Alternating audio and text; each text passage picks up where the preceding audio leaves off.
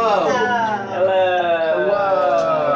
Bang, bang, bang. I think this one might Joey have didn't get the been memo. Into the room. That was fucking really loud. Hey. Welcome to episode 60 of King Leo D and D. Wow. Yes, 60 freaking episodes. I haven't checked, but I know it's over 3 full days worth of content at this point of our campaign. Like if you listened at regular speed nonstop, it would take you 3 days to listen to what we've done so far. Wow. Which is wild. So go home and do that. Yes.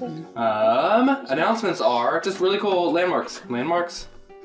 Milestones. Thank you. We saw some really cool obelisks in the desert once. And also, we just hit 150 subscribers on YouTube, which is super cool. And 5,000, actually 5,100 followers on TikTok, which is super cool. So, welcome in if you're just starting here. We do plan to have some recap videos to come out here soon. Steven and I are going to work on some TikToks to just kind of sum up the story so you don't have to spend 3 whole days trying to get caught up. But also, if you have the time and interest, go ahead and start back at episode 1. Find out that we used to have a bald guy here named Tim who played Cicero. Right there. And then... His dad's the McVillain. It's true. Spoilers! Thanks, Dave. Definitely. The DM doesn't even know that yet. I like that you said spoilers as if someone who got here now Yeah. is going to learn it later. Yeah. That's it for the announcements. I'll pass the recap over to y'all. Sally wasn't here, so recap a bit for her. And some of the stuff that Laura has accomplished in the little great 3v3 divide that happened at the end of last episode. Yeah. I killed you. We went to the dome and had a spar. I left my notebook upstairs. I'm going to go get it while Rachel recap. No, we won. Me, Gwen, and Thanks, Rachel. and you, Dylan. But I took won. you to 0, right? Yeah, but I got back up. Yeah, because you can't die in the dome. Well, when you get knocked down, Somebody healed you in the dome, too. I healed. Yeah. But I killed him first. Yes. I mean, what's in the dome is in the dome. But either way, we won. Leave it in the dome! Yeah, but I killed you first. Yeah. And I wasn't even here to do it. Yeah. Good job. You can only kill me when it's not actually you doing it. Whee! So, what else happened? We went secret to the stuff. Temple of the Cloth. Yeah. And Felon. I think that was 2 episodes ago. But Felon first, right? yeah. Sally was gone for all of us. Oh, are we You were gone first, I was it. Oh, we're just recapping the last Are one. you pointing Well, at we can recap the cloth, too. I think that's good and helpful. Yeah, Felon fought a shadow beast by the tree, and then we all met up again, and we all went to the Temple of the Cloth, and there was a weird old lady floating in a pool, and she beckoned to us, and so we got in the water with the old lady, and she gave us a new prophecy about helping the gods come back to the world, and we're going to pick a place to meet the gods to make this happen. Something that felt... It's on us to decide that? That's what I said was going to be the real failing point for us, because we're not great at that kind of consensus. Well, you want like a halfway, like 95 is like over there, and then you want like something close to an exit on 95. And so after that, we talked for a while, and then the old woman died, and then we got out of the water, and we left. And one of the South Coves was tailing us. Wait, what? I don't think we Hold told on. anyone this, actually. It was Because Laverne. we got to the dome and we were like, anyway, let's fight. Oh yeah, because we were going to tell this to your character in game. An old lady That's died? right. The old lady died? The old lady. You told us some. The lady in the water died. Yeah. We didn't know she died. Yeah. Oh, that's right. I said let's put a pin in that and do like an in-story An in-story recap. recap. Yeah, because the characters don't know. Sorry. Yeah, no, that's on me. You told us about the prophecy, though, We can still do it more. Yeah, we did or talk. the gods thing. We briefly shot past it. But what's also important is the South Coves are tailing us now because the sister As they should. of the Noodle Monster was following us. But she was Miss talking as if Noodle Monster Woman is still alive. Yeah. Linguini monster. She does have a name. It's Miss Linguini. Miss Linguini, yeah. So a drow woman named Farron was tailing us on the way to the Temple of the Cloth. We confronted her. Yeah. And we learned her name is Farron South Cove, sister of Farlane South Cove, who we supposedly killed. But she said, yeah, I just talked to Farlane this morning. And we were like, what? So it's like, is Pasta back, or was the real her there all along? Did we actually kill the fake Farlane and the real Farlane is alive, or what? Yeah. Was it antipasta? I had an antipasta once. No, we can't do 2 jokes on the same word. Florida! We can't both do the quip. Okay. Episode 60. Great. So yeah, what we will do is kind of zoom in to the weird time that exists, I guess, kind of before the dome, when y'all got to like actually talk with one another. Or if you do it after the dome, it's like, hey, all right, now we got that out of the system. Let's actually talk about what we're doing tomorrow. Like in some form of setting of this is the day before y'all are heading into the caves, and so you all get to kind of like prep, talk with one another before you rest, and then get going. So in character, you can kind of talk through and discuss because a lot of stuff has happened. Wow, that fight was crazy. Boom! Get wrecked. I hated the way that it went down and how I fell through all of it. Did you? I reanimated Pilgrim. Oh, right, yeah. He was fought so for gross. He was his army. Yeah, he became my dad for the fight. I was That's really Zilgrim. sweet. Yeah. Zilgrim? I died. I was Zombie Pilgrim. and fought for the other team. Yeah, it was pretty humiliating. I died on the spot. I tried to use one of the coolest spells that didn't work, and I died. Oh, that's a bummer. Yeah. I mean, I kind of tried to do the same thing. I kind of blacked out a little bit. Can someone tell me what happened? You fought valiantly, but our team still lost. But it is still an encouragement because it is a reminder that we are a powerful crew, and when we're not killing each other, we're definitely killing them. Or hurting. That was good. For killing is not always the answer. Yeah. It's the question. Wow. Sometimes. Anyways.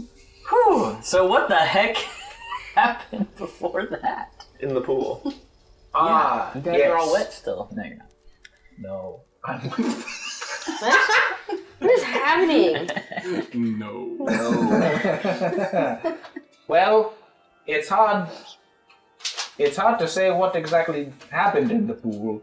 It was a little overwhelming. The woman was a representative of, I believe, Anivia, correct? Yeah.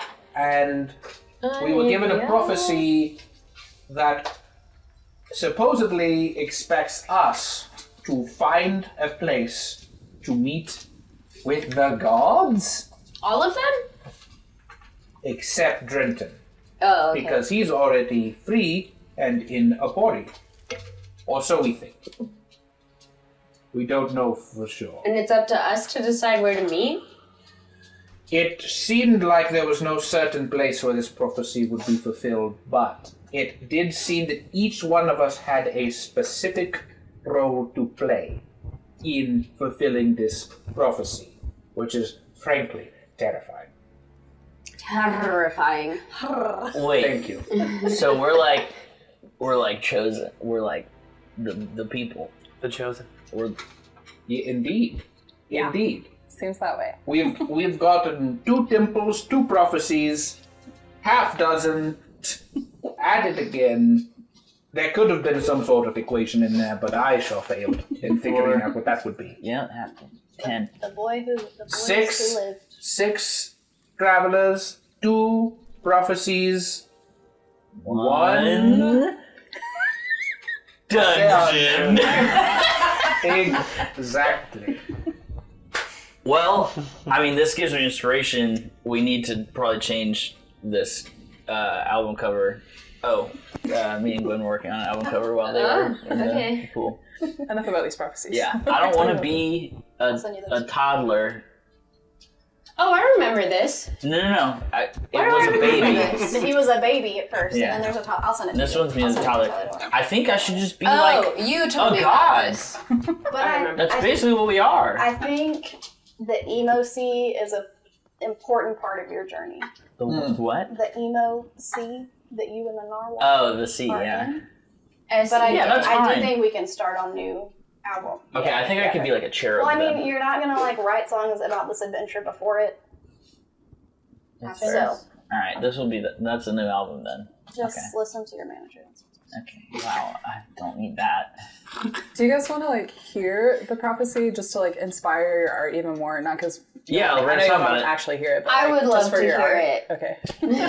Just for the art. Just for the art. I don't care about the art. I would Okay. like to hear the Let me prophecy. see if I can remember it. Remember. With my eyes. Remember. And I quote, The unexpected visitor must find the one who visited them unexpectedly. The broken one must choose to restore their bonds to whom they will learn to trust.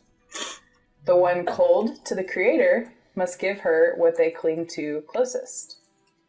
The inheritor of spirits shall shatter their blood right. The one who had lost it all and received it back must give even more. And the one who feels they have nothing to offer will find their greatest gift. It's clearly about all of us. Yeah. Yeah, but who's Indeed. who? Who is who? I'm the unexpected whatever. Unexpected. Yeah, okay. Is it What was the the- second let's talk one? about I'm the this. I feel like it unexpected could be all of visitor. them. I just posted it in. This is Rachel. I just put it in the news. I just put it in the cloud, share guys. Fancy Slack. in the fantasy cloud. I'm gonna call it On what Anidia's plane? prophecy. Anidia. Excuse me. Unexpected, maybe Thelen. The broken one must choose to. So the unexpected visitor must find the one who visited them unexpectedly. The broken one must choose to restore. I know what that is. It was that bird on the beach over by the Bird. beach. Bird on the beach. Bird on the beach. Beach bird. Also, we asked her. Supposedly, we're supposed to meet up with the gods, like Pilgrim was saying, at some place, and we asked her where, and she said, "The place you will create for yourself." Basically. What? So our new house, the half shack. Yeah. Half shat? Oh, maybe. Do we need to meet the gods at the half shat? Oh man. The holy half shat? Yeah. Wow. In my We should room. have picked a better name for that place. I think we picked We Wait, should I have wonder- built the place in the I wonder officially if the have bird puzzles. on the shore was The gods say. a god. Where do we go? The half Maybe. shat. the half shat. Everyone's 12-year-old nephew That's a very- agrees. The half shat was the perfect name. Zeus, fantasy Zeus thing to do. The next one was the broken one. The broken one must choose to restore their bonds to whom they will learn to trust. Which one's broken? And who doesn't trust a lot of people? Well, but I don't appreciate that. the next, Oh, I guess. Oh, we know. the next one says the one cold to the creator must give her what they cling to Yeah, closest. I feel like that one's me because Okay. I don't Cold to the believe in creator. God. Lana says her. Right. We did meet God, though. What? I wasn't there. Was I there? No, this was in the pool. I wasn't in the pool, This is right? when we were in the pool with the lady. What was I doing? Oh, you were in the pool with the lady? What? Y'all were back in the mansion. All back at the mansion. You were back at the mansion. Mm-hmm. Was I taking a nap? Yeah. Yeah, I was taking a nap. As I often want to do. You were meditating. I was meditating. You stayed Thank back. You're you. meditating. Meditating nap. The Wonderful. inheritor of spirits shall shatter their blood right. Is that you, Papa? Inheritors. You got a lot of spirits. It's not you? My people do pass down their spirit, indeed. I don't have anyone's spirit with me, but it could be a larger statement about my people. Who feels like they have nothing to offer. I feel like Pilgrim is the broken I also one. lost no it offense. all and have nothing to offer, so could be any of those last You have a three. lot to offer. Don't say that about yourself. Hey, man. Who's Hey. insecure is what the question is. Is it you? Well, Everyone No. except You Larry. overcompensate for a lot, so it could be that you're doing that because No. you're actually insecure. hey team, notice the one person who's not speaking up. Oh, I've you're been, the I've been one. saying I think Pilgrim is the broken one. Yeah, but like, are you the one?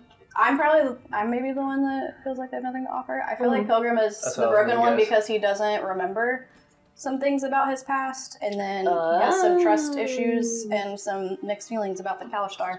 So, I think he's the broken one.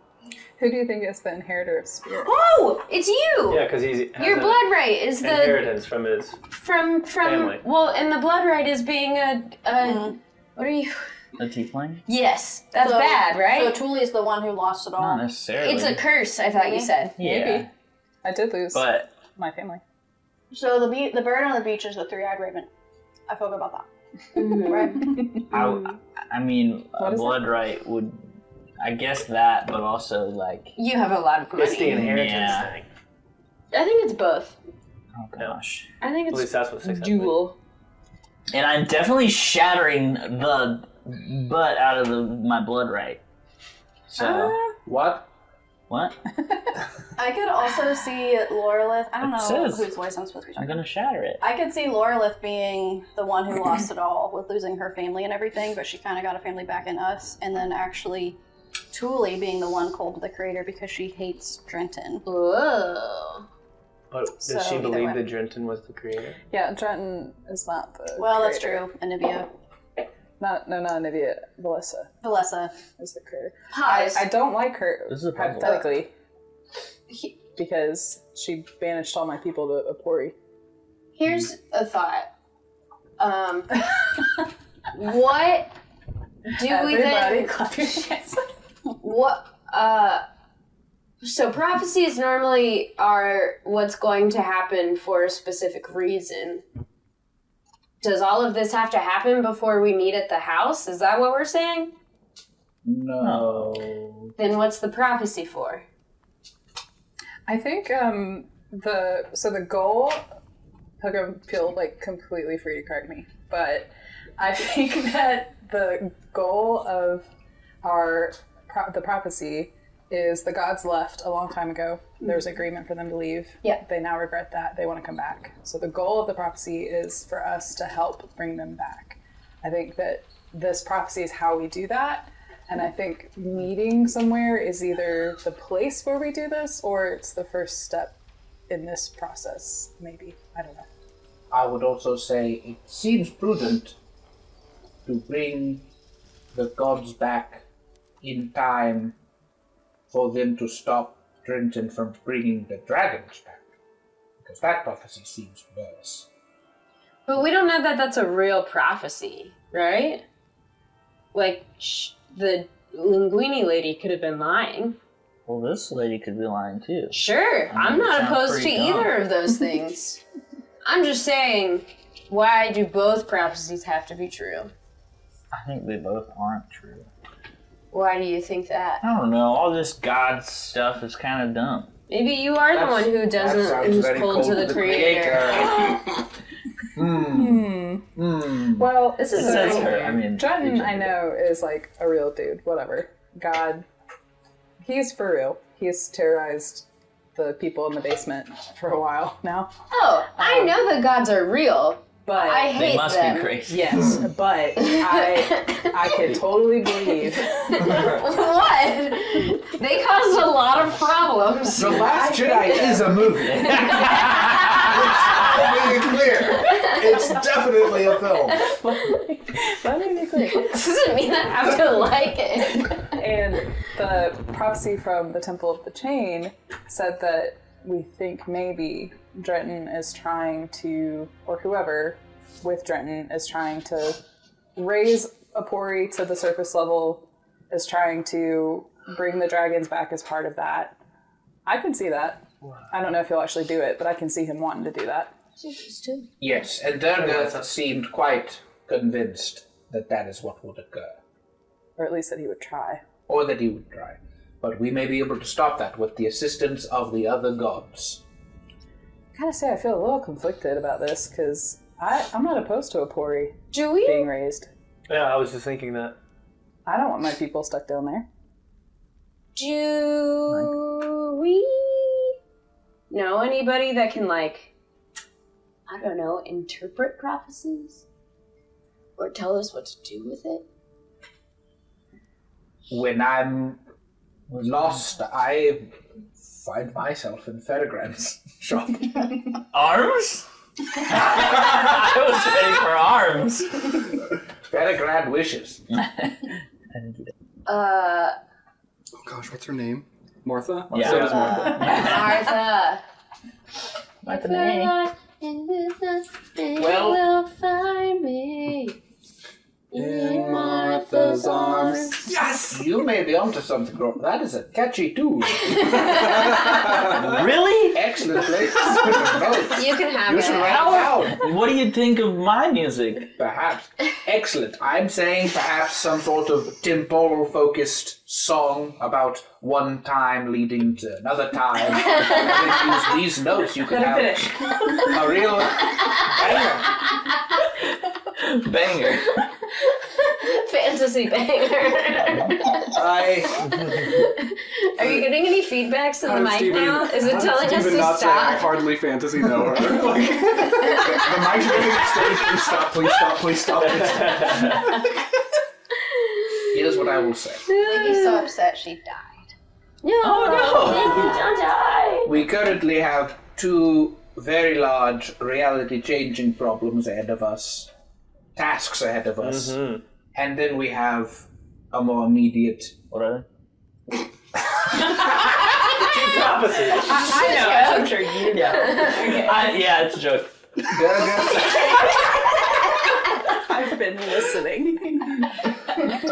No, there's dragons and there's dungeons. emotions. Flashback to that time Misery saw The those last time tree I houses. checked, this was called Dungeons and Dragons, not Dungeons and Emotions. Well, apparently we have to like face our thing that we do and The dragons have been within us all along. We're the journey. We're done Okay. with the dungeon.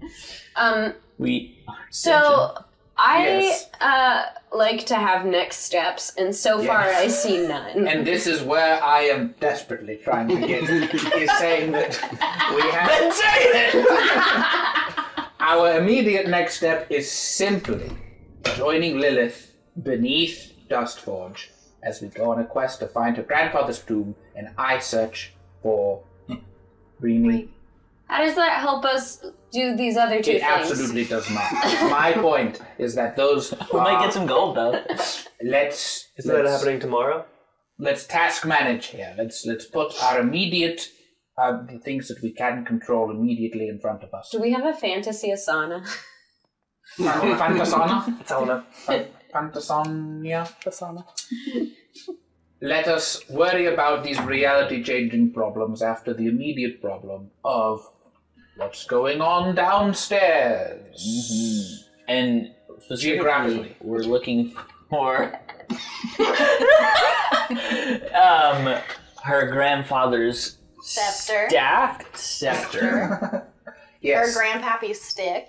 Grandpappy stick. Don't Happy have stick. that. We do have Jacques joining us and the boy with the hammer, What's his name again? Chris. Chris. Chris. Maybe the scepter will be able to interpret dreams. It's not sentient. Or it'll help. Maybe It's gonna be magical. Maybe we'll find the coat of many colors. I don't know. Very good. It's gotta be Misery. magical. I know that we're on a journey here, and I just don't see how all the pieces connect right now, and so I'm going to trust the process. You just can't see the big picture. Did I we really can't, identify can you? everybody? Yeah. Who we think everyone is? We guessed who we think I everyone don't even know but if it everyone matters. is assigned. Yeah. At this Everyone is point. Do you want me to read it again? No, I was just making sure. Or what we said? You're the only obvious one. I'm going to throw something out there, which is in the past, when there have been prophecies in other fantasy realms, trying to figure out who the prophecy is about has turned badly. There are other fantasy realms? So, I don't- in mythology, for perhaps this land called Harry Potter's land, Voldemort tried to figure out who the prophecy was about, and it was bad. So maybe we're not supposed to figure it out, and then it reveals itself to us, is what I'm saying. And it was really about Fantasy Neville, so... It was, you're right. One often finds his destiny on the road he chooses to avoid it. What's that from? I don't What's that know. from? Yeah, you, speak up. What's that from? What's that from? Master Oogway, Kung Fu Panda. Yeah. Whoa. Not me. It felt like a Dora the Explorer episode for a second. Where is Swiper? Where's your destiny? Well, for once, Wow! I I agree don't see him! with Lorelith. We may even Oh, have she missed it. a more, I heard you. Oh, okay. more immediate I didn't make problem, a big deal out of it because it's true. which is that Farlane might still be alive. Yes. Indeed. Yeah. So, We did promise Lilith the death of Farlane and then immediately learn that Farlane is still alive. I'll kill her again. yeah, same. But even higher up on the unanswered questions, where is Sabarin? Right. Yeah, we have a lot. We have a lot of to-dos. y'all. Svarin is Farlane, I think, so. Let us not forget that we are the half-dozen. Part of our essence is not completing things. That's true. But we should figure out what is completable. So here's my question. We have one day till we go to the dungeon, right? Should we try and figure out what happened to Farlane? Or should we just sleep on it? And go Long rest. Sit here and keep talking about it for 2 more This hours. is my favorite meeting. Well, that's what I'm asking. Y'all are What at should like we do? the end of the day point where you would be long resting into ghosting. So Great. it's like So, like, you'd be did- sacrificing crucial sleep time to do anything. Frankly, we believed Farlane was defeated, destroyed. Did you check her pulse? She disintegrated before we could. Yes. The pulse of what? The slime on the ground? Also, something we talked about was the fact that we don't know how long Farlane hasn't been Farlane, so there's a good chance that real Farlane is not actually a bad person. Yeah. It's a deep fake. Right, but we gotta figure out.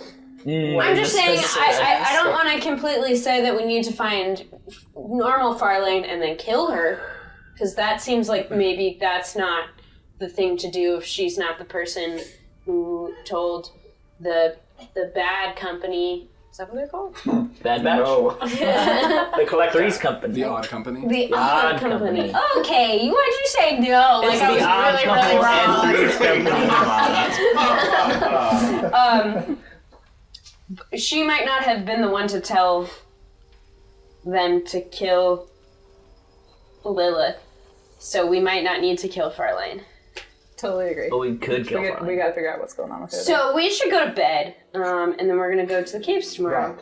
Solve the caves first. Solve the Solve cave riddle. everything else after. Good night. Let's dream. Well, let's go to our rooms. Yeah, you're just gonna lay down and fall asleep. This hallway is great. Good night. Oh, well, I was announcing good night because then I was gonna leave to go to my room. Yeah. Good night. Pilgrim bows out of the room. Okay. As you all split off in your individual rooms to go to sleep. Michael's like, I forget how to. Where's the sleep button? Where's the manage one? Siri, rest. Right. Thelen, you get some dreams tonight. Yeah, man! As you've spent some times in the caves, and your rest there has been pretty shallow. Inside of this building, in an actual bed, you've grown to enjoy the comforts of a good sleep. And having been kind of without one for the last night or two, coming back into this estate and laying down into a completely silent room where you're not worried about the shadows so much or the rock hard ground and things like that. You have a well situated mattress and pillow, and you just easily drift off into sleep. Just throughout your sleep, there's momentary blips of just like visions and dreams that happen. And at one point it does feel the most real, where it's most easy for you to remember when you do wake up.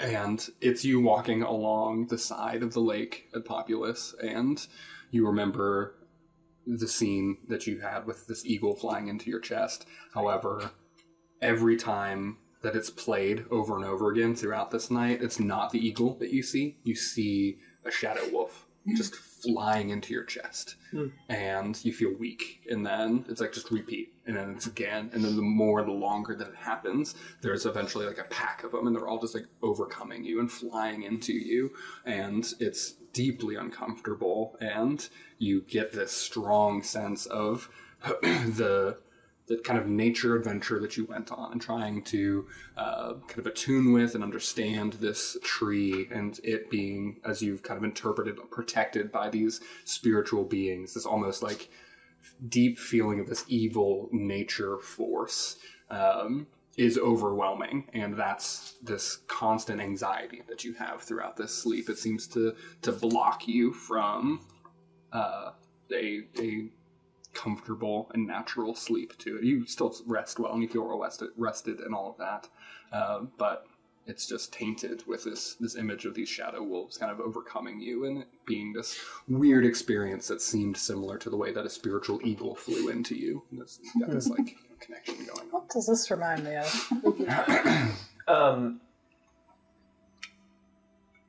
Is it the morning now? Like, am I waking up in the middle of the night, or It gets to a point where this is all just, you remember that all of this happened, so Okay. you were never like active in it. I'd say if I wake up, I check the wounds from the tentacles where they hit. Yeah. Do I notice anything? You feel back to full strength, which you did in the dome, but then when you stepped out, it was kind of back to being sapped. And when you do look back at it and everything, like maybe a couple of marks where you know the contact happened, like the veins look a little darker, but it's completely fading and healing. I just wonder if the wolf protects the roots of the tree, if it also uses roots in the sense of a weapon to where when it attacked me, it rooted itself somehow into my subconscious or something like that. I know that's... I guess, is there a way for me to kind of get more in tune with myself and see if something feels off? Yeah, and what avenue, like, what part of yourself, how are you accessing this? What's your thought for that?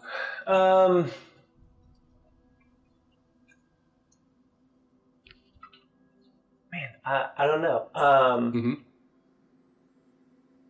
I think originally, like I said, I would check the wounds to see if there was any visual, like, veining or anything that looked as though there was like a implant or something like that. That the shadow wolf, because obviously since it wasn't an actual being, could it have implanted its shadow self because it could teleport and appear? Could it have left some of itself inside of? Since Michael is not having a conversation with Dan about this in story, I think a good prompt to give you for this is, as Stellan's kind of wrestling with this and thinking about it, you've seen 3 people within this party meditate for completely different reasons. That being Pilgrim, more religious, and Lorelith has on a very nature-based level. She spends some time meditating, right? Yeah. And also Thule in more of like a physical and mental like alignment kind of way. And so I would actually prompt you to say, depending on how Thelen is interpreting this and kind of going through it, maybe he goes and talks to one of them about it, and then we can see how that goes. Okay. Can I, since I've seen them do that before, can I create almost like a bed of leaves or vines in my room and go and sit in it and think? Do we think that would Sure. Are you so you're wanting to kind of accomplish anything? Maybe try and meditate as I've seen them do before I wake them up in the middle of the night. Sure. Okay. Well, this would be in the morning. This would be at the time, like kind of at the end of the rest. But yeah, we can have you kind of Lone Ranger it first and see what happens. Since you specifically said like leaves and twigs and stuff, and you're kind of going from that manner of it, go ahead and make it a nature check. Oops, that's yours. Well, that's a 13. And then 15. Okay. I would say in the 30 minutes that you take before, like, just kind of waking up and getting ready for the day, and you're getting a sense of this internally, that's enough for you to get to this point of, like, you're aware of, like, the ongoing, almost like just balance effects of it, like, internally, and then you're even starting to try to process that, because it's very much confronting with your worldview, I'd say. That you're just very much like, what is right in front of me is what is real, and nature maybe has its own essence, but like that is separate, and you can kind of come to know it, but there's never any like relationship there, and you just start to become aware internally, especially because the dreams felt like they had such a prolific effect that as you focus in on that and you're trying to hone in, like, where is that coming from, that you can almost sense this internal lingering something that seems to be skewed off into some unbalance that is leaning you towards this this feeling of anxiety and something latent. Okay. After feeling that, I would say I'd go and check with probably Laura first to... Okay. Yeah, I don't know. I guess first I would go and check and see who was awake. Yep. Very easily and readily, Lorelith is awake at this time. I don't sleep for very long. Right. Yeah, so I would go... I'd probably go find her, and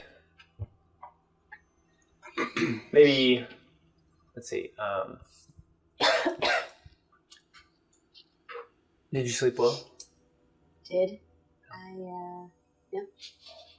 I didn't. I'm sorry. I had some dreams. I had some dreams about You can ask me. about the wolf that I met in the caverns, and I feel as though it has some sort of a hold on me. Typically, I don't meditate because I always feel close to nature without having to close my eyes and focus. But I've seen you meditate in your connection with nature. Is there anything that you've done in the past that has helped you seem to solve problems that you think I could try to help me process what I dreamt about? Do you feel like you're far from nature right now? No, I feel like there's a fog over nature. Yeah, I would say that that's definitely meditating would be a good way to. I find myself meditating when either I want to clear my mind, and I find nature very calming and relaxing. And so I try to more quiet myself and become in tune and listening to the things around me. You know, I know that Thule and Pilgrim both meditate a lot too, and I imagine theirs looks very different than mine does because I am not so much focusing on myself and a thought as much as trying, for better or worse, not to, and listen closely to the things that are happening around me, and it makes me feel excuse my pun, but more grounded when I when I pause to listen into the things that are happening around me, whether it's, you know, it being late at night and I can hear crickets chirping or birds chirping. They both chirp. You know, smelling the fresh air, or just picking up and being present where I am and in tune with what nature has to offer around me, helps me feel at peace and connected, especially in places like we are right now. That's why I went to go find that tree, because I felt really disconnected and just kind of, as you mentioned, foggy down here in such a place that feels so distant from what I recognize nature to be. I hope that's helpful. It is. I am new to the whole meditation thing, so I'll just have to continue to try it out. Nothing to worry about, though. Just some dreams I'm trying to translate. Do you mind if I ask what they are? Did I tell them about the bird at the beach? I don't know. I don't think so. I don't think so, because I like vaguely remembered it, but not. I don't know if I ever told you all about one day back at Populous by the lake when I was just out connecting with nature, but a large bird appeared and flew into my chest and disappeared, and I didn't know what it meant. I looked for it and tried to connect with it, but I'm not sure what it was. And I was dreaming about that, but the dream continued to repeat itself, and it changed from the bird into the shadow wolf, and then into multiple shadow wolves, and more and more, almost to where it consumed and almost appeared to delete the memory, as if the darkness was trying to replace good. So I don't know if that has anything to do with things that we've heard of prophecies and whatnot, where we're thinking about the darkness and the good trying to appear at the same time. But yeah, I'm just trying to translate and see what it could mean. Do dreams mean anything to me as like an elvish person? Yeah. I would put this in the same category for humans, like in our actual reality. Like you know that there are some people who give a lot of weight to them, especially those that were more religious. And so even the diary that you have in that family, like people like that, it's like, oh yeah, like they would have been very concerned and kind of in that world. And then others just see them as just like the subconscious just communicating its way up when somebody is sleeping. So you have a little bit of a spectrum there to work with. Cool. There's obviously bigger things happening around us than we're able to be able to communicate at some point. But I do find it interesting that the first animal that found you was an eagle, which spends a lot of time by itself. And the most recent animal that found you were wolves that spend time together in packs. And you went from being someone who didn't spend time around other people to being around a bunch of people. Interesting. So I say that to say I'm not one who typically buys into something bigger than us trying to speak to us through our dreams, but more just maybe it's revealing some things that are happening around us that we don't realize. And I think that I know that the wolves seem to be making you distant from the things that you're used to. And I just want to encourage you that maybe it doesn't have to be as scary and foggy as you think, that maybe the new could be okay. It's a cool observation. Thanks. I'll think on that.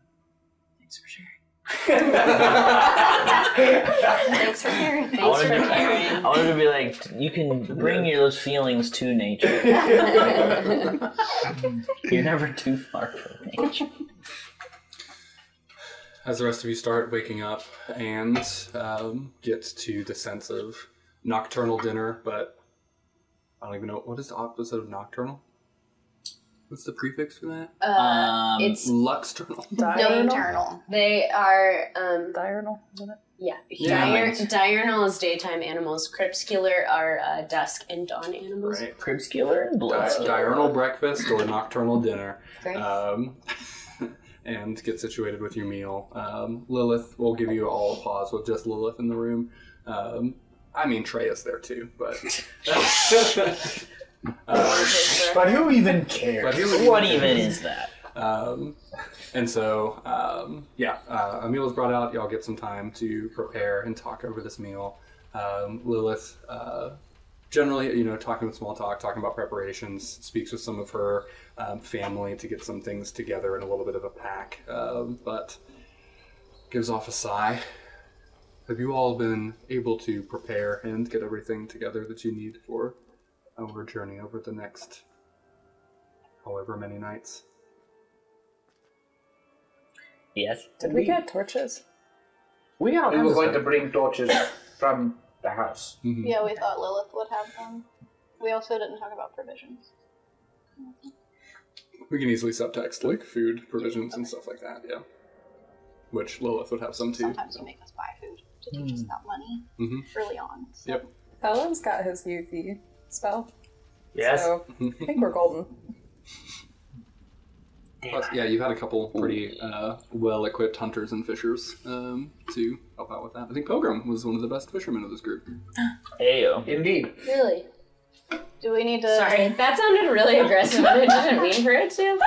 Do we need to Really? talk to Laura or to Lilith about torches then? I Really? remember our conversation was like, she's been down there before, she knows what it's like and what to prepare. Mm-hmm. Well, she also completely sees in the dark, so if you all, which Pilgrim did speak up about, would like some torches, we can have a handful of those ready. They will not burn out, however, Dan speaking now. It's not daylight. I mean, you're going to be in caves anyway. It doesn't matter. No, but what is the torch? Oh, no. It's actually dim light, especially because of the people who made them and the light that they're comfortable with. It's just a constant dim light, but it's enough for y'all to see just fine. What if I have It won't dark keep us safe from vision? wolves. Then you can see through it normally. Do we know? if I'm it's- sorry, I want to add one thing before we move on from this. There's going to be 3 torches provided that don't need like relit or any type of like materials to keep them going because they're magically created. They are dim light, and if you are using them, you have to have one hand dedicated to carrying it. So that might change things if you use like two-handed weapons or need one hand for one thing and one hand for another. So unless you're pilgrim, you better carry something. Mage hand in the torch the whole dang time. Can you do that? How long does mage hand last? As long as it wants. Is it a cantrip? It's not concentration. That's amazing. Concentration. Is it? Oh, it is? I have dark vision, so I don't need a torch. But I think the concern was the Right. creatures and stuff that move in the shadows, not just whether or So not we can the wolf, see. the but wolf in the shadows keeping things very well lit. could move Whoa. in the dim light, but could not move Yeah. in bright light. Sure, I was saying, It was he very said that there's only 3 torches. So the torches we're bringing are not useful against the wolves. as well. Right. So they're useful for seeing, but they are not protective against the thing that attacked very me in the important. cave. Tuli casts Sure. produce flame in her hand, and it's like holding it. And I'm saying I don't need a torch is all I was saying. Yeah, that's fine. She looks at Thelen and says, "Do you think it has to be UV sunlight, or do you think a bright enough light from any source?" Think a bright enough light that can push out shadows is fine. Well, what about your, Well, yeah, I have that. That was what saved me in the caves. Oh, okay. All right. You I have 3 of them, and I can put them on my back, and it'll last for an hour. Oh, I can do the same with flame. I Last for an see. I thought for some reason that you like turned into a lamp and turned into daylight. Interesting. In a way. I mean, my adventurer's backpack has a torch in it. That's like part I of can the put it on a Yeah, fixed yeah. You have Yeah. like regular torches and everything. And that would have the real light, the good light. My adventurer's backpack. I got it. Stop. That juicy fantasy penny. I went to Fantasy Orvis and got my adventurer's backpack. Have you heard of a store called So Fantasy just for this REM? matter, so we can address the specifics of it, Produce Flame does 10 feet of bright light, and then an additional 10 feet of dim light, and torches do a 20-foot, providing bright light in a 20-foot radius, and then dim light for an additional 20 feet. Okay. I also have control flames, which allows me to expand flame 5 feet in one direction. Yeah. So I could extend that light. Yeah. I believe that its tentacles were probably have a 10-foot reach from within dim light. So I think we would need at least 10 feet of bright light to prevent. If you have yours, Yeah, mine would and be then fine. I have, maybe I can help extend it. Or whatever. I have darkness. My old friend. Very good. We talked about putting some Like the flames on spell, the not east. just in me. Maybe that'll confuse them. Actually, magical darkness might. I wouldn't know that. I Are we going in the same place that I was? Yes.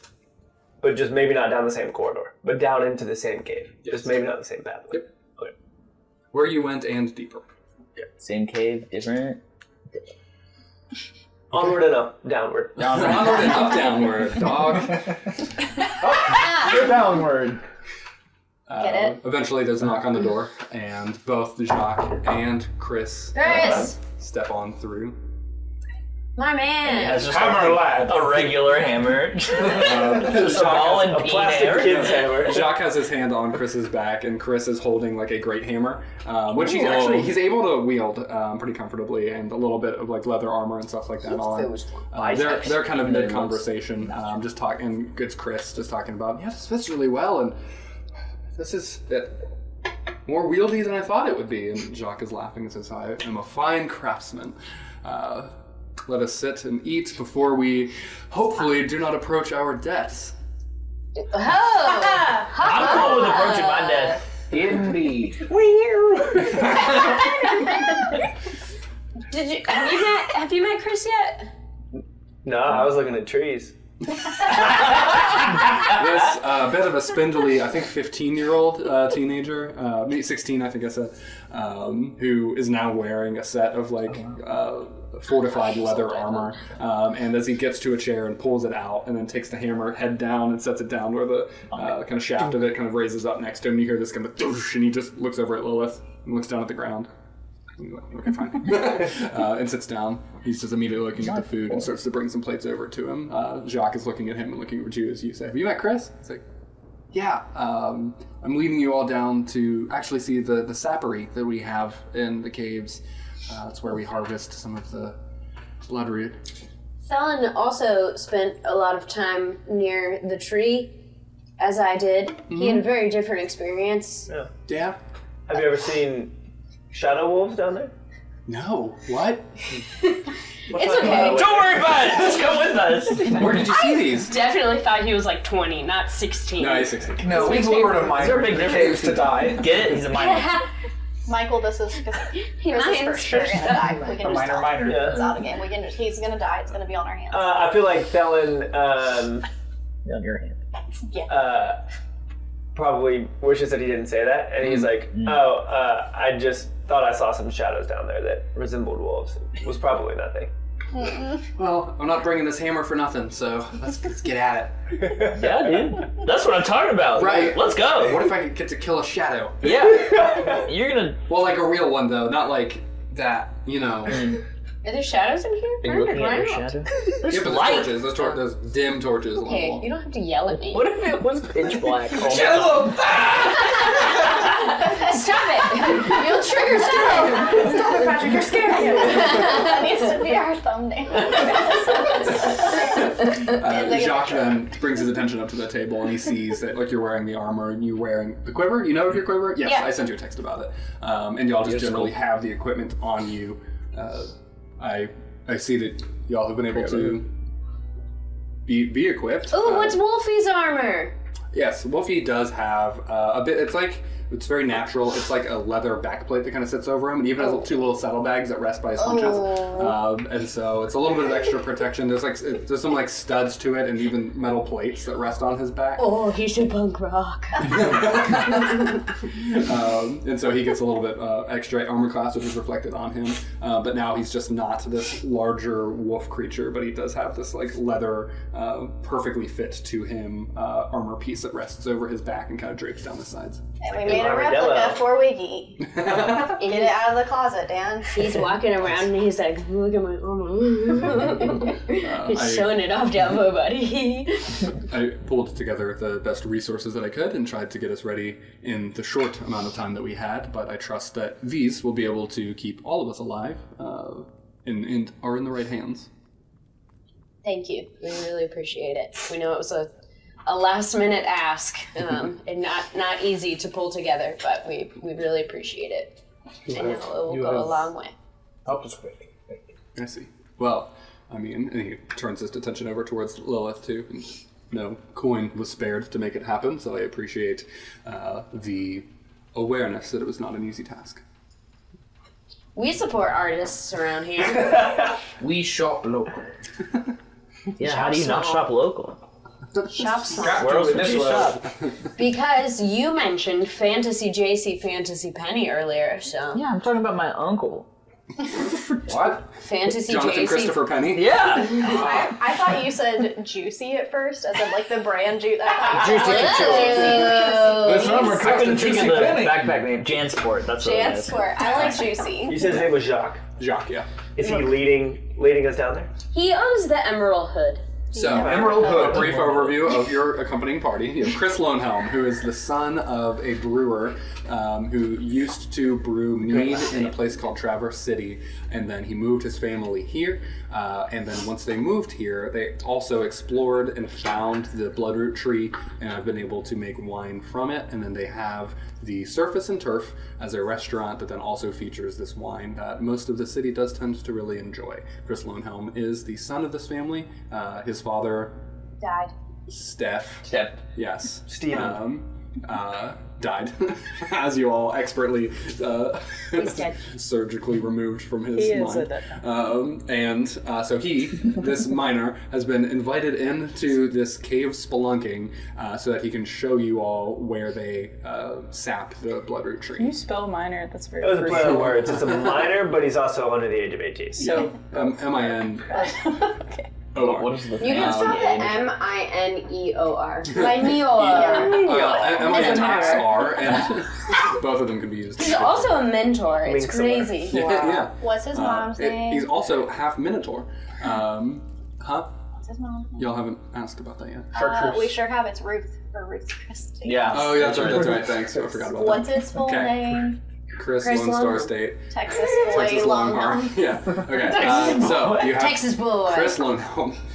You have Jacques, who is there to kind of help neutralize y'all's influence that you are generally seen to be in tandem with Lilith, and so you've invited the most neutral person you could think of to join, which is Jacques, who is the leader of the Hand, the non-religious, non-family related. It's just so uninteresting. Just the most so neutral. The most politically neutral person you could have invited in, and so you've built a good relationship with him, and he also has been interested in just kind of scoping out some new mines for Duskglass. And so you have kind of wooed him into joining you all off of the fact that you can help him find that. And then lastly, Lilith is coming along for the interests that she's already explained. So Treya's not coming, right? Treya is not coming. Great. She couldn't find the way if she tried. Aren't y'all just going We down? loser. Yeah, just follow us. Just give us a minute. No, that was the god puppeting Pilgrim. Pilgrim didn't say that. Great. But Jacques is leading the party. Not necessarily. I don't think. I mean, at this point, no like guide has been established. Okay. I always envisioned it being Lilith kind of leading us down there. Sure. And Jacques and Chris are tourists for Yeah. this. I mean, my ulterior motive is that I'm just looking for Remy. I'm looking for the captured Kalistar. So I want Chris to help us find the tree. When do we head out? everyone's got ulterior motives. Let's go. It is time to head out. We're going now. Dragon tails, dragon tails. So always y'all. On a trip with our favorite mining crew. Soaring on the ground. We're going Half underground. dozen. Okay. Dragon tails, dragon tails. Sexy baby. Take my hand. What? Let's all go to Dragonland. She dives onto your ear. So we leave. So, as you all clean up from fantasy breakfast and get yourselves ready to travel, you get to the main kind of desk guard station before heading off into the caves. You all recognize Arbiter Shen, who is manning this at this point. Yeah, no, you don't know Arbiter Shen. Bro, let me tell you about Arbiter Shen. Go on. He was the guy. He was the one that talked to us on the Who's the wagon guy? on the right? wagon. Yeah, right. You read that song, Wagon Wheel? No, yeah. Yeah, Well, yeah, you're but right. Fantasy Wagon would also. Yes, you're exactly right. He welcomed us. And so Lilith is leading this group over towards the table, and he looks up, and just immediately straightens. Miss Westcove, it's good and appropriate to see you here this morning. How appropriate. When you feel the need to say it's appropriate for you to be here, that's how you know when it's not. Oh my gosh. These people will be escorting me down to the old city. Of course, yes. And then he just looks over and just sees you all. There is a recognition and a look towards all of you. Best wishes in your travels, and hope to see It's you back. appropriate for all of us to be here. Yes, thank you. Have an appropriate day. You look appropriate. Have the day that you deserve. Goodbye.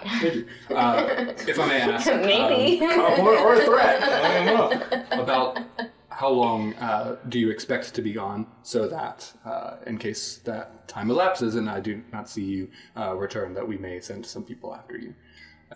About 6-7 sessions. Lilith.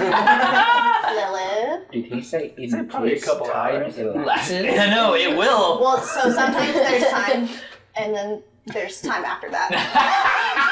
They call it time. If we're lost, will he look? Will he If the essence of time He'll find us that in Martha's passes arms. includes the reality that you all do not return after this essenced time ends. Lilith. Does Lilith know the answer to this? Yes, of course. This is a conversation he has with Lilith that y'all are giving really weird feedback on. It sounds like Feedback. Or does it say, please stop, help, help? Lilith goes, I'm trapped in here. Lilith says, I imagine a generous time would say 2 weeks. Oh my god. We do not return after then. Yeah, how long does your light last again? 2 weeks? I thought you meant in real time. Helen's like, I have 3 treacherous. Each of them lasts an hour. That'll make us through. And Lila's like, yeah, okay. He likes them all at once. A glowing mist leaves Pilgrim's body as it dies. Anyway. Actually, I remember this. I 2 remember weeks. telling Chris that we were going to be gone for like 2 DnD weeks. And he was like, stressed. what? And I paid for, because I paid for the surf and turf to, the surface and turface to be covered. Yes. So in real time, we'll exit the caves in June 2024? Yes. Yeah. And so Lilith says a generous assumption would be 2 weeks. However, that is simply because, and she looks over to you all, I believe we have some auxiliary quests that we are looking to take care of while we are down there. So that is assuming we get lost. We will probably be back sooner than that, but we shall see. Assuming we get lost. So should we tell him a time that you think would mean that we got lost instead of a time that is we definitely got lost? 9 days. If you all have a better idea, 2 weeks is a comfortable lost time and Listen. found again. You think we'll just be chilling? We can take She's care the of one ourselves. who has been down there before. Let's. I mean, you let got her beds and say. stuff? What you got on there? We have our packs. You all packed bedrolls, right? Yeah. Okay. And fruit rolls. That's in our Jansports, yeah. Great. And her fantasy jam I sports. grew up sleeping on rocks. I would say, and I'm sorry that you have to hear this, Shen, a direct path to the town and pack would probably take 5 days, assuming we have no roadblocks whatsoever. So, But you know how we are. We are a walking, talking Chaos. roadblock. 2 weeks sounds great. exactly. And he notes it, writes it down, counts 1, 2, 3, 4, 5, 6, and wolf, and 1, 2, and 3. And, Fox. okay, party of 9 and wolf. And Fox. And pops out of the pocket. Did Oba get any? No. And snake. It's just right. And her little wolf calls because we forgot about her. And 9 bees. All right, the full party is accounted for. And then Lois steps into the entry to this cave, which was already kind of dim and dark in the city itself because of this massive cavern that is created around the city. But as you two, Lorlith and Thelen, know, stepping into this kind of entry cave to the caverns here, gets a bit into kind of full dim light. The only light that you have now is what you choose to provide for your journey and what you would like to have. Yes. Does Wolfie's breath count as the good light? Breath? You know, Like when he fire can breath? breathe fire, yeah. It wouldn't extend long enough to keep us safe. For a moment. Oh, For the brief moment of a couple of seconds that the fire It's not like a flamethrower. You can just go. You literally have to Never roll to inhale. get it back. Okay. I just wanted to know before we went into anything. Yeah. Okay, I'm getting my notes situated here. But he's got one more so. Oh. Wiggy made a noise the other day. It was a really deep growl. Her growl and her bark is getting bigger. And like when she, just like that, when she did the growl, I was like, this is what Wolfie sounds like when he was about to breathe fire. Now that Dana said that. Wiggy, you Okay, like so the first thing that you notice in stepping in is just the massive size of this immediate cavern. Looming ahead of you, waiting to almost swallow you, is the system of the massive cavern ahead. The whole entrance nestled into this rocky outcropping, surrounded by a couple tips. You can see the black twisted ends of roots of the bloodroot tree. With it, you smell this damp, mossy earth scent, and you have ahead of you, you probably take about 10 minutes of this massive entry chamber. You get to a point that both of you do recognize, where there is a literal sign posted with, on one hand, points to the left and it says Sappery, and one hand points to the right and it says Mines. And you know, off to this left side is where you saw the root shackled to the wall. And to which point, Chris kind of steps forward. If we were heading to the Sappery first, it would just be maybe an hour or so down this tunnel here. And he's already just kind of looking around, and you can tell that he has not made this journey himself as often as maybe the people who... I was like, he's done it before, though. Right, He right, told right. us he has. Yes, maybe, and you get the sense now he's more of a managerial experience Aw. in the situation. Funny. And then Jock also speaks up. And our current mines are off to the right. So, where are we heading first, y'all? I mean, it would be kind of dumb not to go separate person. Right, yeah. What do we need from there? I just want to learn more about the tree. He knows a lot Just about to look at it. from the sappery. And to see the blood. Onward. Maybe The Remi's ridge there. of the blood. Anywhere could be a place to hide a Kalistar. So And Lilith also Lilith, speaks is that okay? up. Either way, both have caverns that lead deeper down. If we are stopping to see both, then it doesn't matter to me. We could go ahead and knock both of these off real quick. Let's go to the sappery and see how Chris feels when we're done. And if he feels like he needs to be done. If it's past curfew. I didn't realize that he's 16. I thought he was like 20, so... It's only been like 10 minutes and he like swings the hammer around. Okay, well, let's be careful with that. It's a weapon. Tilly says, I like the cut of your jib. He doesn't kind of lose balance of it and just Okay, yeah. Hey, maybe have speak quieter. Have some weapon hygiene. Mom. Yes. yeah. Tilly says, so this is where you were attacked, right? So Yes. we should be on guard. I was also alone. No, it was just in his head, right, Chris? This very spot. He immediately just goes Chris throws up. over the top. He's just looking at you for confirmation. Yeah. This is where I saw a shadow wolf. Welcome to the real world, Chris. Spits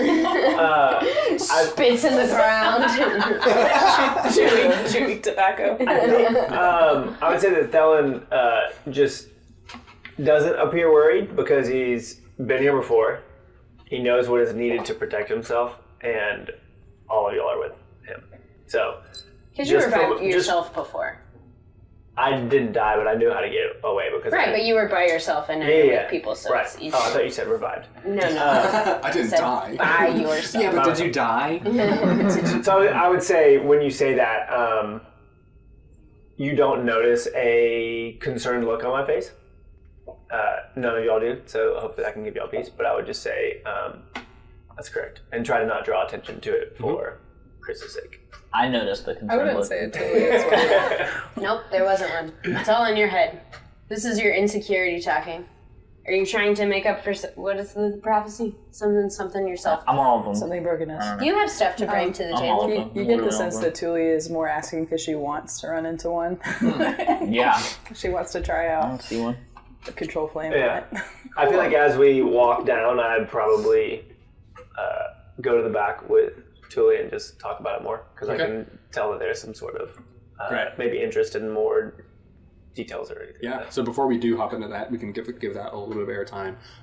You've been in here for about 10 minutes, and then he just said that there's maybe about an hour's worth of caverns before you get to the sappery. So preparations, how are you moving? Light is, of course, going to be a concern I'll probably ask about regularly as you're going through this, that we'll have to track throughout the day because there's limited resources of it. So we'll do like the order in which you're traveling, which I already said you two are kind of at the back. Anything that you're doing to travel safely, and then what type of light that you're using for it.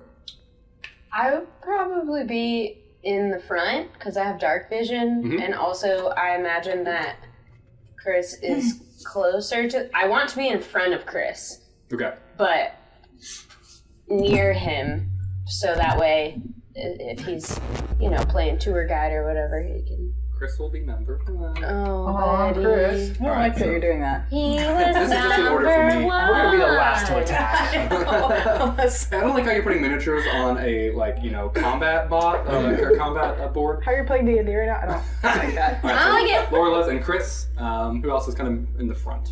I'll probably be All right, Gwendolyn. All staying close to Chris. Tuli and Thelen in the back. I'm a middle boy for sure.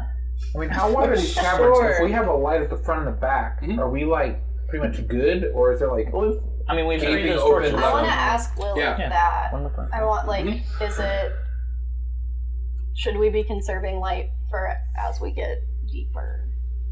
We have the infinite torches. We would have to conserve bright light, but dim light is fun. My spell is a cantrip, so I can cast Relight that. torches. And your hair is fired. It is. Does that It's looking good. Fire. But her hair is fire. that For means sure. fire. So there are some lower level magic that does keep a pretty local dim light, and a very local bright light, and then some dim after that. You're not going to lose Thule in here. Yes, for sure. But for the sake of like a larger, more consistent bright light, we've got regular torches, and then the constantly illuminating dim torches too. So it's a matter of like how much bright light do you all want to have, and for your resources for using that. Are too. Chris or Jacques carrying lights? Torches? I would say Chris is not, because he's got like a Double hammer hammer. that he needs Yeah. both hands for. Jacques, who works very handily and readily with dust glass, does have a dim light going, and he's got like a necklace situated with one on it that does project like a dim light cone right in front of him. Nice. So I figured the strategy would just be use dim light stuff and save bright light if we meet a I'm not shadowy going. boy. I don't plan on lighting anything in the back. Okay, so full dim light for this tunnel. Yeah. Okay, got it. I mean, I would have cast Produce Flame. Sure, which you do get to maintain some bright light right around you. So in a You're in the 10-foot radius, Yeah. there's bright light. Great. Can I ask a logistical question? If I am casting a cantrip, can I cast another cantrip on that cantrip? It would require constant kind of concentration to maintain the cantrip that you're doing. Like if I'm walking as we're doing this, for example, could I do that? I don't think so. Okay. What are you trying to mix? So I'm trying to cast Produce Flame, Yeah. and then I want to cast Control Flame onto it to make it brighter. You're like really focused on doing the one that you really have to be like splitting your minds to maintain both. Okay. If somebody else were doing the one, you could enhance it, but Yeah, I mean, well, you do that, and then I'll that's annoying, but I'll do thaumaturgy and cause it to brighten for a minute, and I'll just keep doing that forever. yeah. Well, she's doing one that needs re-upped every minute too, so it is. Like Well, perfect. Look at that, and we're next to each other. Yeah. Michael has a question. Yeah. Go to high five with the My bag of dust glass clusters, Yes. do those produce light? Mm-hmm. So if I were to throw it, it wouldn't. That's kind of what some of the enchanted ones will do, is a little bit of like a dazzling, quick, But nothing, instantaneous, like a flash in a pan, kind of like, oh, that blinded me, but not like a constant source of light. Yeah.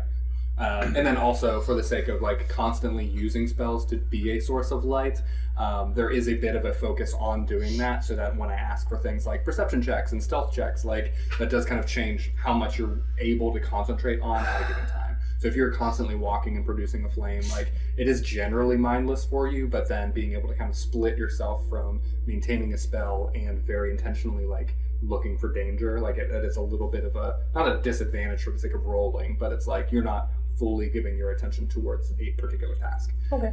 So we're managing a lot of action economy between what people are doing light-wise and also navigation-wise. Okay. Do I have a torch in my bag? Yeah. I'd probably have that lit, because I don't need two hands. I don't Okay. use weapons, really. A regular torch or one of the dim torches? A regular one. Okay, because like those also burn out. So I think you probably start with 10 torches and they each last an hour. So you also have the mindset of, okay, we're hypothetically going to be down here for weeks. Yeah, I don't mind it then. Okay. You convinced me. Yeah. Got it. Cool. Like, and this is important work to do before we set off and do a multiple week journey down to the cavern. Yes. This is why we use the infinite torches. Yeah. When So, nothing crazy ask happens. questions and continue to, we'll figure this out and go. Yeah. But first hour, jaunt through a tunnel leading to the sappery. Easy. And we are using cantrip light and dim torches. All right, and we've got a walking order. I want to be as close to the brightest light possible. Which Oh. I think is Thule. Yep. Yeah, next to. Well, I guess if we have to be next to each other. And to answer your question too, We these don't. caverns kind of range from, like, at some points they're 10 feet wide, you're walking shoulder to shoulder. At other points you are like kind of fighting to get your own body through kind of the tighter caverns of it too. So it varies depending on where you're at. Is number 3 Jock? Yeah. I had it in my mind as Lilith, and I don't know if I have another. I should have a 2, right? Oh. Sorry, Being that there's a 1 and a 3 necessitates there's I probably want a Jack 2 with somewhere. me. Because Okay. I want to talk to him. Yeah. Yeah, I want to talk to Lily Pad. Great. Lily pad. Yeah, Gwendolyn That's and Lilith. adorable. We've got Chris and Lorelith, and we've got Misery and Pilgrim right next to Jack. You two wanted to chat a bit. Was there stuff that you wanted to do? Anything you wanted to ask? Yeah, tell me your life story. Come on. How did you meet Thule nature? feels pretty comfortable in a cave. For context, so she comes from a realm that is a lot of rock. It's a lot of darkness. It's a little cold for her taste, but she's pretty comfortable. And so she is chattering away as per usual. And she's thinking about all the applications of our shared spells and asking your thoughts on, like, what could we do? Like, where's some... And she says, could you cast it on maybe Chris's hammer? And then he, like, hits it right through the wolf. How cool is that? That would be sweet. So she's just saying stuff like that. Yeah. I feel like I would just try and communicate the initial shock of the wolf was what made it so intimidating. But once I found out that it couldn't live within the light, then I honestly don't have too many fears or worries about it. As long as you and I, the light producers, are focusing, and if we hear any sort of noise or see any sort of wolf-like thing, if we instantly cast, its existence cannot be within the light. So at least that's what I learned. It does have a reach with its tentacles, but it seemed as though it was maybe 10 feet or so. So as long as I'm paying attention and I can cast my light, then I don't think that we'll have any troubles. But I also didn't see it until the end of the trip, so I think we're fine for the first little bit. Is that weird for you, killing a well, I guess it's not really an animal, is it? And I didn't really kill it, it just disappeared. I don't know if it had a spirit or a soul, or it was even connected to nature. Huh. At first I tried to speak to it, but it wasn't natural. It was unnatural. Maybe Tuli's, like, intellectual curiosity is, I wonder if it's like a hive mind, like some kind of defensive protocol. It seemed as though it was at a point of pain for the tree. Interesting. Almost protecting it. Well, I wonder, maybe we should be even more on guard. If it has any kind of hive mind tactics, maybe they would target us first as the light. Yeah. And I didn't tell you about my dream, but I had a dream of multiple of them. No way. So I only saw one when I was down here, but I wouldn't doubt that there are more. That's so scary. Are you okay? I'm fine. Okay. Well, hopefully not. And then she starts talking about the spells again. So this was really interesting to look at, and Jacques pulls off the huskstone necklace that you're giving him, and he hands it back. I appreciate you letting me hold on to this for some time. I did not do anything or change anything about its nature. However, getting to just inspect and see the way that this stone has been shaped and changed by the nature to be in the way that yours is so different than the dust glass here. This world is truly a fascinating place.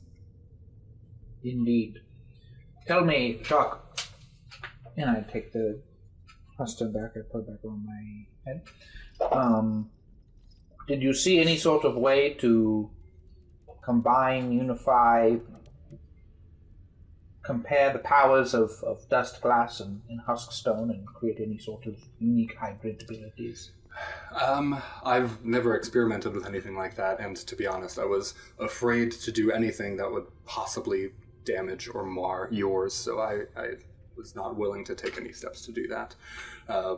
I'd be willing to give that a step if we had some to spare, but yours seemed very special, so I did not venture in that direction. This is fair. I appreciate that. Tell me, also, what is, and kind of the whole time that we're talking, Pilgrim's just kind of like in full investigation mode, just like looking around, like looking for pockets, looking for crack, looking for anything, you know. What's Looking for looking for crack? Pilgrim's not doing well. No. Fantasy crack? Frack. Oh. Do you know where you could get drugs? Cocaine? Yeah. What is the strangest thing you've seen in these caves? Well, it hasn't been much of a challenge in the times that I have gone before, and typically the path to get to the mines has been kept pretty clear and pretty good. I will say it has been a while since I have sent a party down to the mines for the sake of any type of harvest. Honestly, And then his mind just drifts off for a And then moment. he farts kind of quietly. Like I didn't hear that. I was looking anywhere else. Oh, shoes are so squeaky. It was a chair. There's no chair. Honestly, I do my work in my shop, so on the couple of times that I've been to the actual mines, it has been pretty well protected. And also, I was not one of the former residents of the city down under these parts either, so I'm sure Lilith would have much more interesting stories to tell. I'm sure. I just keep looking. Got it. Lilith is up with Gwendolyn. I don't actually think Gwen would ask this, but I want to. So she's going to. Don't know if it's the appropriate time to ask, but how long will we be staying in the old city? Yes. I was asking Dan. Sorry. Yes, that's what she called it. How long are we staying in the old city, and would you consider it less risky than out here of the threats that you've mentioned? Is it more secure? I do not know what has become of it, and I also have never been to it. So this city was the city of my mother, and I have never known what it holds. However, from what I've heard and the way that we have built Dustforge, well, the city's probably the safest it has ever been. However, I also do not know what has taken its place. So were you born up top, or? I was. I was born under a tree. Was that good for you? And then you don't drink. I don't remember. I mean, most of my clan are born under trees and just, outside. Anyway. I was born under a rock. But I wasn't born yesterday. No, you don't drink. That'd be good for you. I can't. Great. Can't ask anything else after. Okay, so eventually an hour passes. How are we traveling? I imagine just you've talked about trying to keep an eye out for danger, so we can definitely have you do a perception check, and I'll just do a general stealth check for the party too, even though we're openly talking, we're moving through. Have everyone do a stealth check for me, and Pilgrim, you can do a perception check as well. I think... Yeah, we haven't addressed Lorelith at all, so... Okay. I was going to say I also probably was on guard. Yeah, you're in the front. So can I also roll for absolutely. My looking is less about danger, more about I'm in full where's Remy mode. I'm just looking for anywhere that you could hide someone. Okay, then an investigation check. Like in a crack. 13. Okay, stealth. Okay. 15. Stealth. 18. 18. Great. 15. Okay. Oh, mine's a 14. Okay. Alphabetical. 16. Stealth or perception? Perception. Okay, and then stealth. Oh, instant. Just stealth for me. Yeah. Just stealth. Number 17. Okay. No. Mine's a 19. Great. Okay. Wow. 9. So- Still. 9. Okay, you're good. So eventually, as y'all are meandering through these caves, and at this point, for the most part, if you are from a surface civilization, you get into multiple separate feelings of deep claustrophobia from the really tight tunnels, and as you're looking above, and some ceilings eventually get to the point where you have to be ducking under because your head is making contact with the top, and then it opens up again, and then it shrinks down again, and you're constantly having to change the shape of your body as you're moving through some of the tighter caverns. And there's points where you're okay, all it would take is one shift of the rocks above, and we can't get back. We're stuck down here. We're pinned. We're dead. Whatever. As if your mind is prone to wandering, to thinking about all of those possible catastrophes, that is happening because you're spending an hour going through tight caverns. Tuli, you're fine. And even Pilgrim is pretty Tuli's fine. Tuli's here. You gotta know where the hole is. I think both of you do have some form of a cave-in in your backstory as well, though. So I'm sure memories kind of launch back to that. But Is that like a church lock-in, but you just have a sleepover? yeah.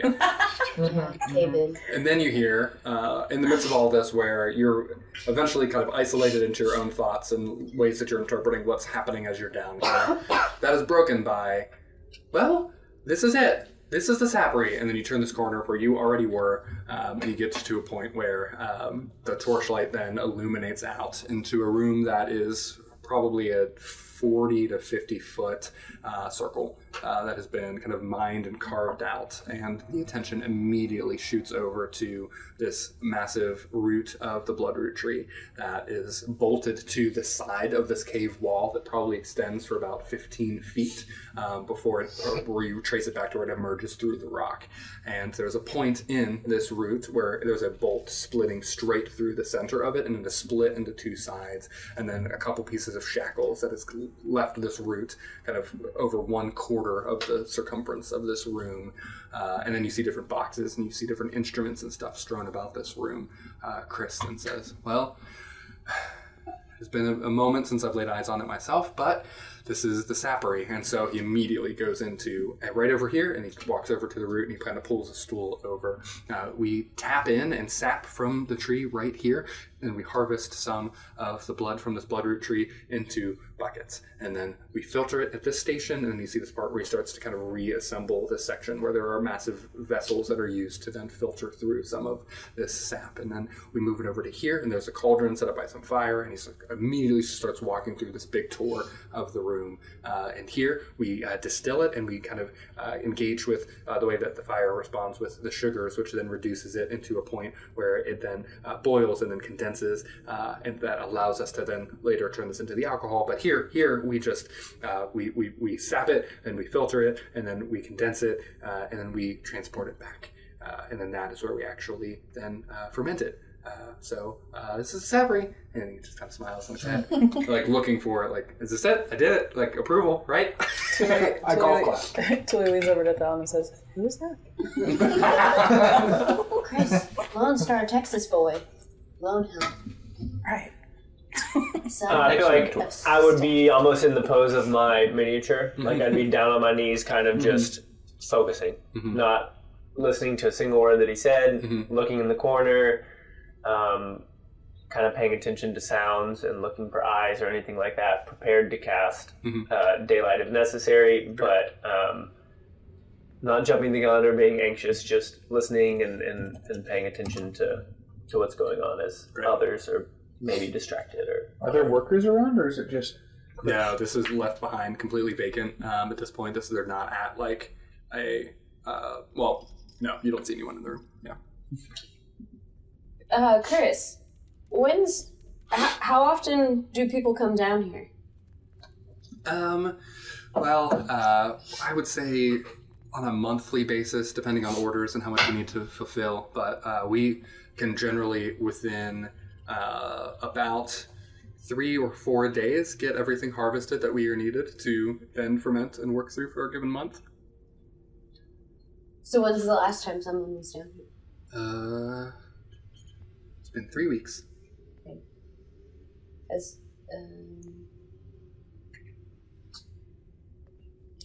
Would you say anything in town has changed since the last time you were down here?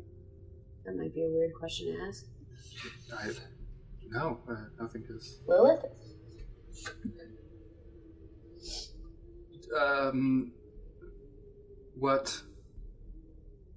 In what sphere of life?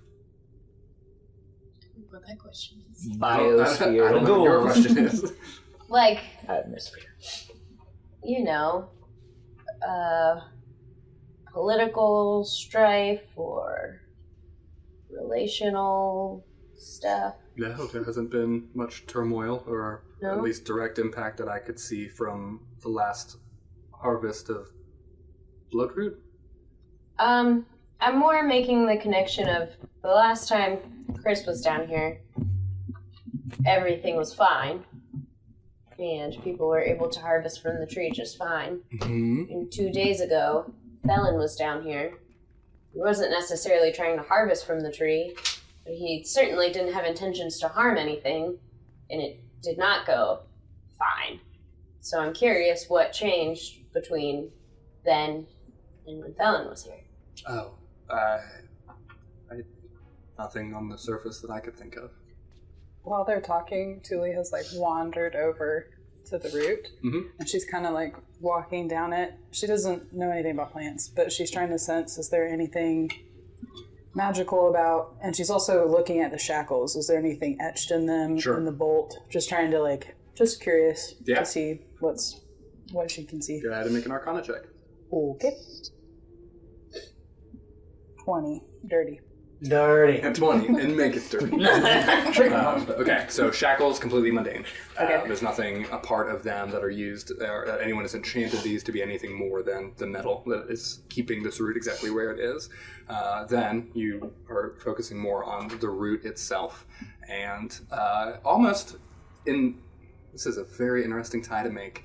A similar time that you have had this focus and attention to try to understand and see towards somebody or something was with Rickledar. And you, through just looking at him, you got a sense of the innate magical power that he had within him. You get a similar sense of looking at this root that there's like, oh, there's just something supernatural about this root in itself that you can pick up on as like what you know to be the essence of Arcana in the world, that the latent magic kind of element that exists, that there's a profound amount within this particular tree.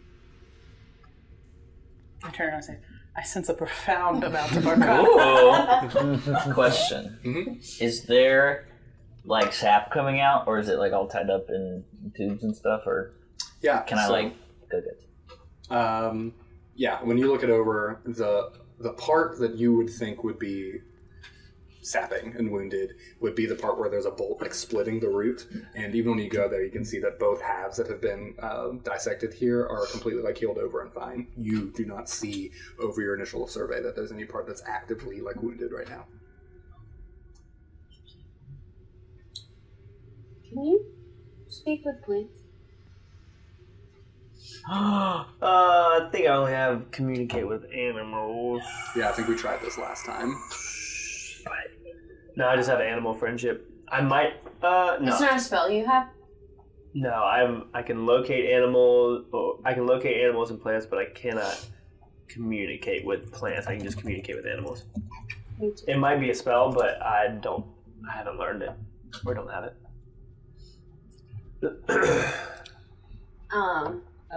I'm very tempted to. It's basically like a cavern. It's not like a building. It's just a cavern. Yeah. Contraption. Yep. So it's the cave wall that's built around this corner. I actually described the actual room itself too. Other than the root that comes out and the place that is jutting out of the wall, you all came through a tunnel, and off to your right there are two separate tunnels that open up on this back side. And then after those two different tunnels, there's the part where the root breaks through, wraps around the farther end for about 10 to 15 feet, and then off to the left of this room is where all the different instruments and implements are kind of stored off into their own separate sections for the sapping and the refining of the liquid from this root. Is there any samples of bottles of wine left around age or anything like that? No, what? Just kidding. Oh, you think I want them? No, I want to investigate them. Julie's like, we're here to have a party. As Chris explained this earlier too, only like 3/4 of the process is done here, and a lot of it is refining the sap that comes out into a finer, thicker fluid, and then it's transported back in a more like refined, smaller, like not all of the fluid, it's reduced and evaporated, and I can't think of the word for it right now. But then once it's brought to that kind of smaller amount, reduced is actually the right word. Once it's reduced to that, then it's transported back to the city where the final kind of fermentation and finalizing processes happen. So this isn't the place where like wine is bottled and corked and finished. Is there any of the thicker fluid? I want to see if that has any magical properties that might be doing something to the city. There's no remnants of anything left behind. Okay. if you're like actively searching and looking around, Chris like kind of walks over and says, "Is there anything that you are looking to see or hear more about?" Well, Chris, I am a wizard, and and she pauses to wait for a reaction. Is there a reaction to that? No. And so I can sense that there is a profound amount of arcana in this root. Basically, it's magical, and I'm wondering if the wine is magical. Have you guys run any tests or brought in any kind of specialist to test the arcana properties of your wine? Oh, Yeah, it just like gives you wings. He's like, well, I think it's magical. Oh gosh, no, we've never really thought about that or looked into that at any point. This might be more valuable than we've even been pricing it at. Are you serious? You always look at the market, Chris. Could The be. magic market. Here's a word to the incredibly wise Chris. It seems, in my experience, sentient creatures with strong arcana abilities, you should tread very carefully around them. So, You think this tree is a creature? Well, in the sense that plants are sentient. I mean, I want to get theological on you, but Okay, that's a lot. let me put it this way: living creatures, not sentient. Okay, living okay. creatures Yeah. that are imbued with arcana. Yeah. So you might want to run some tests, y'all and your family. You might want to consider: is bolting it to the wall the best move? If it is an arcana, living creature with arcana, I don't know. I personally don't care. Let me be clear. Okay. Yeah. I mean, okay. I'll take it back to the board. I know you have a lot of sway up there, so. Can I ask a question for Dan? Yeah. Let me get him real quickly. Okay. I have primeval awareness. Yes. If I expended a spell slot Okay. to do that, because it says, as an action, you can expend one ranger spell slot to Yep. sense whether any aberrations, celestials, dragons, elementals, fae, fiends, or undead are present within 1 mile of you. Yes. Yes. She doesn't count as any of those things, correct? Because I don't want to cast it, right, and then right. it's like, there's one near you, and it's like, sure, it's Julie. That's a great question. More than that. Like, you get more info than that? No, she's not any of those. Okay. Can I do that? Yeah. Okay, great. I'm gonna cast first level, so just for a minute, because I feel like we're in such a tight spot, and 1 mile away isn't that far away. But Huge. if it's gonna be there, I'm gonna figure it out within a minute. Yeah. Watch it light up like a Christmas tree. Yeah. So, What do I do? where did this go? I had it. Tree. That's fine. That's fine. Good feedback. Natural Explorer. This was specifically, you said, primeval awareness. Okay. Okay, great. As you focus on this and specifically into your... Wait. Lilith doesn't count as undead either, does she? You don't know. That's who I thought you were I talking don't know. I about. don't know if it matters. Yeah. Hopefully you can differentiate. So, yes, Sure, a couple things happen. And so you kind of step into your Elven Ranger training with tracking as well as like understanding the natural order of creatures and people and plants and being able to discern their origins from where they get their power and where they get their kind of like natural innate abilities and things like that too. And as you're in a very uncomfortable and unpleasant place, you are still trying to sort out like, okay, what all is here? Where am I? What does this feel like? And you almost go into your like meditative states of like, all right, I'm trying to get in touch with like what nature exists here. And is there anything kind of outside of simply nature alone? Yeah, a couple things pop up. One is Lilith. You do just get a sense of like, okay, like she, in her essence of what she is now, does exist in one of these categories of this whole kind of like not purely nature, not necessarily counter nature, but like other naturedness. Because I can't necessarily identify which of the ones I'm picking Exactly. up on, right? Yes. Okay, that's what I thought. And the tree. Okay. The whole root and everything just feels kind of lit up in that. I don't even say specifically Like a Christmas tree. that almost like veins within the body, that you can see the lines of it within the root, that essence and nature of it is in the liquid that is moving through the tree. But I don't have any sense of which of those categories that it falls into. No. What is your, do you have a, what is it, the like favored... Yeah, my favorite enemy is Celestials and Monstrosities. Okay, got it. Then Whoa, no. where is that? That's a specific ranger thing. Oh. Wow. My favorite enemy is my parents. Yeah. I mean, you don't see any wolves, so. So, can I... I'm diving in. Give me some eggs, I wanna be. Can I roll... Because I'm looking at my favorite enemy, which is you have advantage on survival checks to track your favorite enemies, as well as on intuition checks to recall information about them. Can I roll a survival check to see if either of my favorite enemies is in this room? Yeah.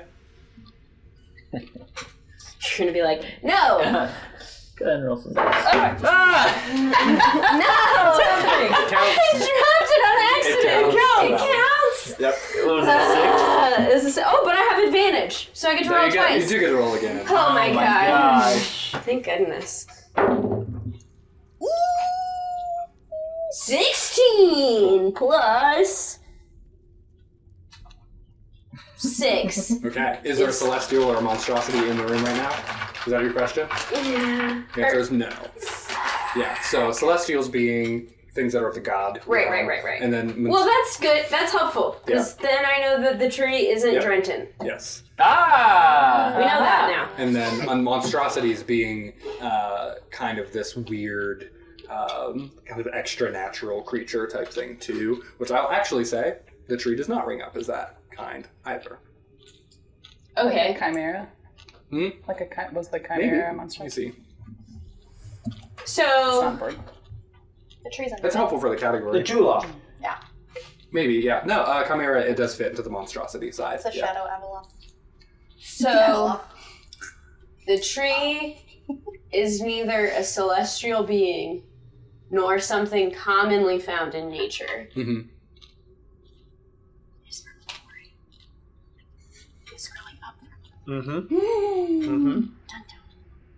Are you saying that because you know Did you that? say that Or out you're loud? saying that because you think... Oh, that's just Cassandra's saying that. sorry. I was like... I just think it makes sense. Is this real information?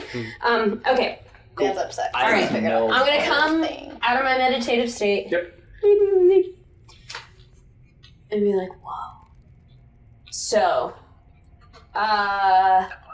heck.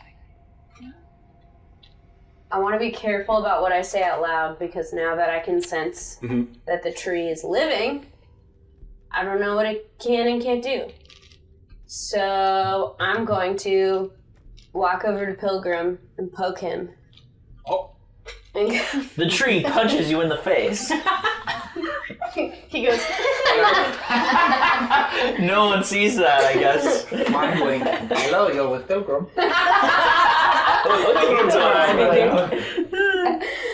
I took a moment to kind of focus and figure out if I could sense anything that is otherworldly, if you will, in here. And the tree definitely is.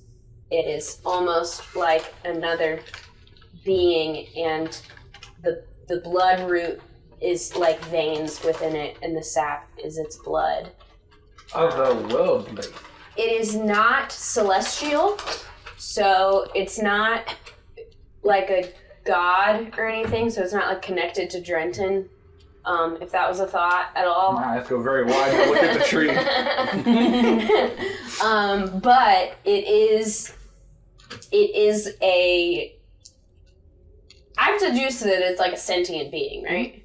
And from what Thule said, I guess. It's a sentient being, so it knows we're here. It feels all the things that we feel.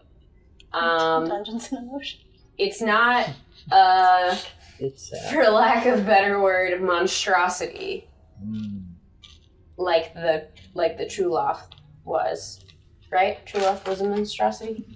I think so as well. Yeah. But it also isn't commonly found in nature. I want to say this in Mind Link because it being sentient and being able to feel things, I don't want to say it out loud and then it try to attack us. This is Pilgrim acting like he's not talking to Lorelei, just looking around the cavern. Can you feel what it feels? Are you sensing any... Are you an empath sensing any emotion from this? Me. I don't have speak with plants, so I don't know that I can pick up on that. But can I pick up on like a vibe check? Like as a survival or nature check? I'll allow it. Look at this ranger just I'll allow it. Ranging. vibing with the plant. I vibe with the plants. Okay, yeah, go ahead and describe to me how you are going to approach this. Okay. While I'm like still mind linking with Pilgrim, I'm going to walk up to the part of the tree where the bolt is. Yeah. And kind of is the bolt and then the first set of shackles like kind of close to each other? It's like a set of shackles, root, bolt, another set of shackles. Okay. I want to kind of feel... I go up to the tree to feel like first closer to the ground, the part of the tree that's closer to the ground as it's coming up out of the rocks, where it's naturally going. Then I kind of want to... I'm following along the route to feel then where the bolt is and then where the shackles go to see if I can sense a change within it from where it is naturally to then where it's, you know. Great. Go ahead and make a nature check.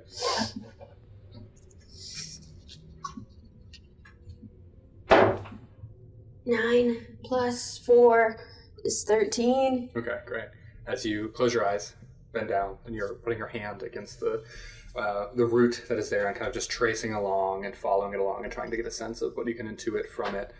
You put your hand down and you can feel it almost like expand and retract, and the bark kind of moves underneath of your hand, and it responds because you could tell it was pretty immobile before that.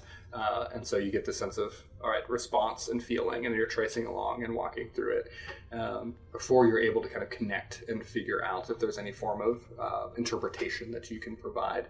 Thelen, you've been keeping your eyes open and trying to get a sense of what's going on, as you especially notice her kind of walk over to the tree and your attention is focused on that. You're kind of more towards the tip of it and kind of looking over. You can see the two caverns behind Lorelith, and when she reaches down and touches it and starts to walk through, you can see two figures just kind of emerge from the shadows, one in each of the tunnels. Bipedal, humanoid looking in shape. Almost plant-like even in their actual features. That's what we'll learn in this section. Oh my god! Maybe it's a pair of Bell Sprouts.